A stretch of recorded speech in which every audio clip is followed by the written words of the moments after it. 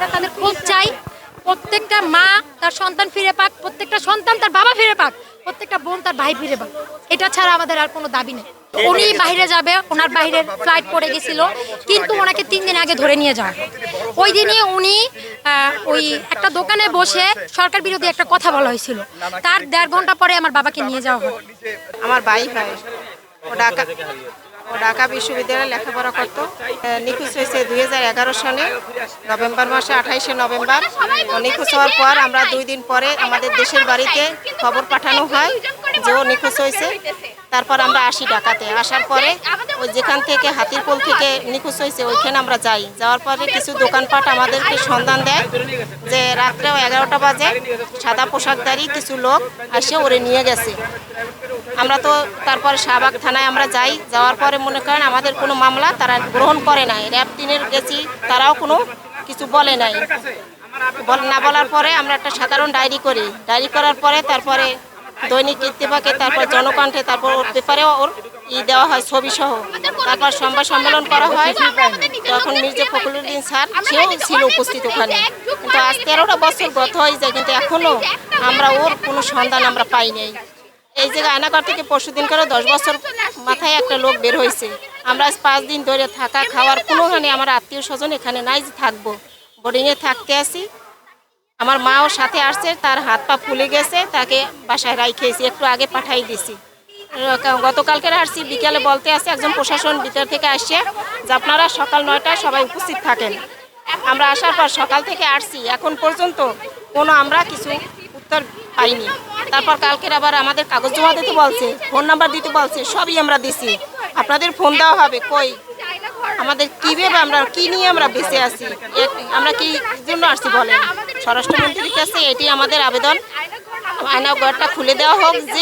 যেখানে তৈরি করছে গুম হত্যা যারা নিখোঁজ পরিবারের সবাই ফিরিয়ে দেওয়া হোক তাদের স্বজনদের, তাদের মাঝে। গাজীপুর জয়দেবপুর থানা থেকে চত্বরবাজার ঈদগাহ লগ্ন মাঠের থেকে উনি দীর্ঘ 17 বছর ওই মাদ্রাসার প্রিন্সিপাল ছিলেন। হঠাৎ করে জানুয়ারি 2023 30 তারিখের রাত 10টায় 15 মিনিটে ডিবি পরিচয়ে তারা উঠায় নিয়ে আসছে। তো আমরা পরের দিন থানায় গেছি। থানায় গেলে বলতেছে যে আপনারা ঢাকা চলে যান। ওরা ঢাকা নিয়ে গেছে গা। ঢাকা কোথায় যাব? ডিবি হারুনের কাছে। তো ডিবি হারুনের কাছে যাওয়ার মতো তো কোনো তখন সুযোগ সুবিধা ছিল না। এরপর অনেক জায়গায় খোঁজাখুঁজি করছি, কোথাও কোনো সন্ধান, কোনো আশ্বাস কেউই দেয় নাই। কত আওয়ামী লীগের মন্ত্রী এমপিদের দ্বারাও গেছি, কিন্তু ওরা কোনো পাত্তাই দেয় নাই। লাস্ট পর্যায়ে এখন আয়নাঘর নামে একটা ঘর যেহেতু সন্ধান পেয়েছে, আমরা এখানে আসছি। কালকেও আসছি, কাগজ জমা নিয়েছে কালকে, হ্যাঁ আজকেও আসছি। কাগজের কোনো রিপ্লাই দেয় কিনা। তো বর্তমান তত্ত্বাবধায়ক সরকারের কাছে এই আবেদন যেন আমার ভাইয়ের সন্ধান চাই, এবং যারা এভাবে গুম হয়েছে সবার সন্ধান যেন আমরা চাই। ইনি হচ্ছেন আমার বাবা বেল্লাল হোসেন। 2013 সালের 15ই আগস্ট রাত আনুমানিক 8টা আমি আমার বড় ভাইয়ার সাথে তখন আমি ক্লাস 8-এ পড়তাম। আমার বড় ভাইয়ার সাথে আমি রাগ করে বাসা থেকে চলে যাই। তখন শীতকাল ছিল। তা আমি পাশেই আমাদের বাড়ির পাশে একটা ব্যাডমিন্টনের কোর্ট ছিল, আমি ওইখানে খেলা দেখতেছিলাম। পরে আমার আব্বু ঠিক আনুমানিক 8টার দিকে গিয়ে আমাকে 20 টাকা, আমার স্পষ্ট মনে আছে, আমাকে 20 টাকা দিয়ে বলছে যে আব্বু বাসায় চলে যা তুই।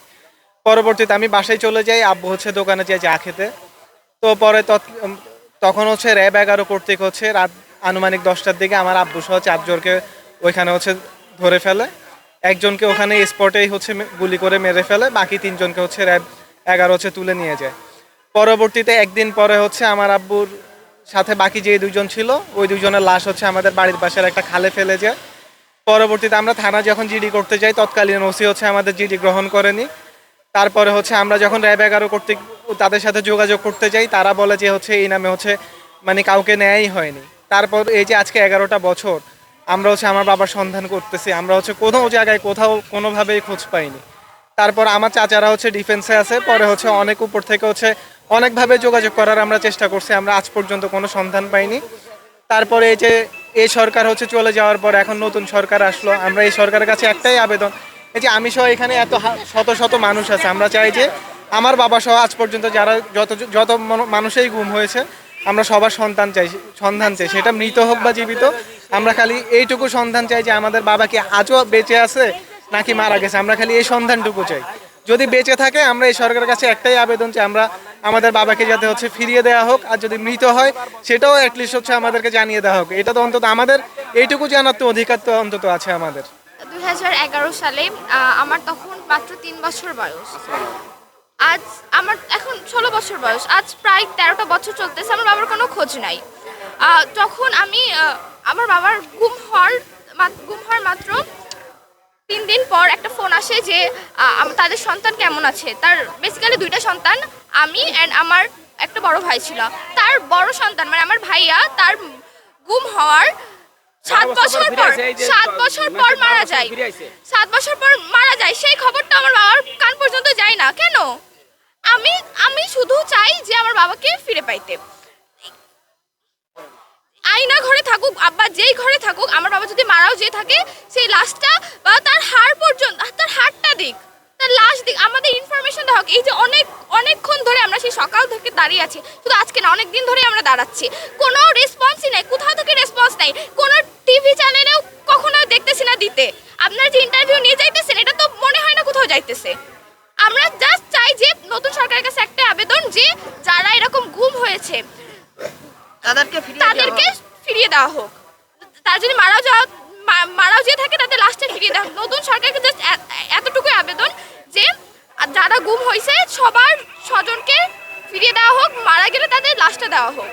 আমার মনে হয় না যে আল্লাহ যে আমাদের জন্য এইরকম একটা ঘর তৈরি করেছে। আল্লাহ যে আমাদের জন্য এইরকম ঘর একটা তৈরি করেছে, যে ওই যে ইবলিস শয়তান যে এই ঘরটা তৈরি করে গেছে, আল্লাহ আমাদের জন্য এরকম ঘর তৈরি করি নাই। আয়না ঘর বলে কোনো ঘর কখনো কোনো আইনে আছে বলে আমি শুনিনি। আমি ক্লাস 10 এ পড়ি, আমি খুব ছোট, কিন্তু আমি পড়াশোনা করি, কিন্তু আয়না ঘর বলে কখনো কোনো কিছু আছে আমি তো দূরের কথা কেউ জানে না। যত শিক্ষিত মানুষ কেউ আয়না ঘর সম্পর্কে জানে না। যখনই এই যে শেখ হাসিনা চলে গেল ক্ষমতা থেকে, তখনই সব জানা গেল। আর আস্তে আস্তে সব গুম হওয়া মানুষ ফিরে, কত বড় বড় মানুষ, কত ট্যালেন্টেড মানুষ আয়না ঘরে, কত আর্মি, কত ব্যারিস্টার, সবাইটা দেখতেছে। 8 বছর 10 বছর পর 8 বছর 10 বছর পর ফিরে আসতেছে, 12 বছর পর ফিরে আসতেছে। তাহলে 13 বছর আসবে না, 13 বছর পর আমি আমার বাবাকে ইনি যদি আমার বাবা আমাদের ছিল না, অপরাধ শত অপরাধ থাকলেও তারা নিয়ে যাবে, তারা আমার বাবাকে শাস্তি দিবে, যাবজ্জীবন দিবে। বাট এরা কি গুম করেনি, তাদের রিলেটিভদের সাথে কোনো জানা কিছু নাই, কিচ্ছু নেই, তার ফাঁসিও দিক, আমাদের জানা, আমাদের লাশ দিক, আমরা লাশ নিয়ে যাব। আমার বিশ্বাস আমার যে বাবা আছে ওই আয়না ঘরে আছে, আয়না ঘর খুলে দেওয়া হোক, যতগুলো আয়না ঘর আছে সব খুলে দেওয়া হোক, যারা এখানে দাঁড়ায় আছে সবার স্বজনদেরকে মুক্তি করা হোক। এতটুকু আবেদন নতুন সরকারের কাছে। আমার ছেলে ওর ওয়াইফরে আনার জন্য ও একটু রাজনীতির সাথে জড়িত ছিল, বিএনপির সাথে। ওর ওয়াইফকে ওর শ্বশুরবাড়ি কুমিল্লাতে, চাঁদপুর, ওইখানে যাওয়ার পথে বলছিল মা আমি আছি কারণ বাজার আছি। ও আবার ব্যবসা করতো একটু, ও কারণ বাজার থেকে আমি 6টার লঞ্চে উঠবো। এরপরের থেকে ওরে আর আমরা এই যে কথার পরে আর আমরা কোনো যোগাযোগ পাই নেই। ওরে কারণ বাজার থেকে যেখানে নিয়ে গেছে আর কোনো খোঁজ খবর পাই নেই। তারপরে ওই যে থাকতো ওইখানে এই জিডি করছি, ওই থানায় জিডি করার পরে কয়েকবারই গেছি, তারা কোনো পাত্তা দেয় না, পুলিশরা পাত্তা দেয় না। অনেকদিন ফোন করছি, ফোনও ধরে না। অনেক সন্ধান পাইয়া 2016-তে গেছে শেষে, 16 শেষে এই সন্ধান পাই। এখন আমি ব্রাহ্মণবাড়িয়ার থেকে আসছি।